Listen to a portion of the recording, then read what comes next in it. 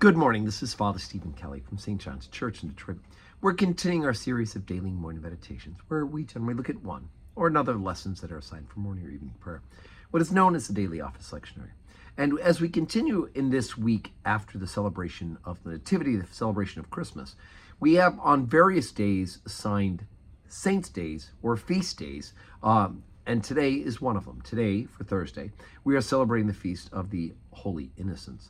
It's a sad feast, but yet it's one which we can certainly see as realistic because King Herod is selfish and sinful, and quite frankly, we can see that attribute in us as fallen human beings as well.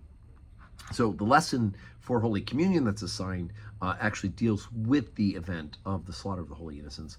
And the office readings are set up in support of that. The two gospel lessons for morning, evening prayer talk about the little children coming to Jesus and him saying to hinder them not. But the first lesson for morning prayer is from the book of the prophet Jeremiah.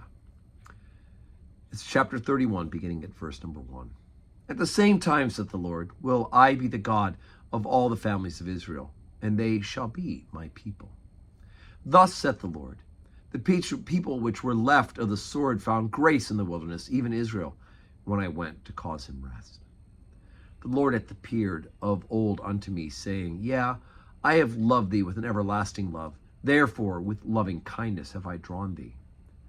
Again I will build thee, and thou shalt be built. O Virgin of Israel, thou shalt again be adorned with thy tabrets, and shall go forth in the dances of them that make merry. Thou shalt yet plant vines upon the mountains of Samaria. The planters shall plant and shall eat them as the common things. For there shall be a day that the watchman upon the Mount Ephraim shall cry, Arise ye, and let us go up into Zion unto the Lord our God. Thus saith the Lord, a voice was heard in Ramah, lamentation and bitter weeping, Rachel weeping for her children, refusing to be comforted for her children, because they were not. Thus saith the Lord, refrain thy voice from weeping, and thine eyes for tears, for thy work shall be rewarded, saith the Lord, and they shall come again from the land of the enemy. Okay, so verse 15, which we read, thus a voice was heard in Ramah, lamentation and bitter weeping. That, of course, is echoed in the gospel lesson that's assigned for the Holy Communion story about the slaughter of the Holy Innocents. And so we today pray for all of those children who end up being in the pathway of war, children who become the innocent victims of power grabs and people seeking power and authority, the children who nothing of their own volition end up in situations of poverty and desperation.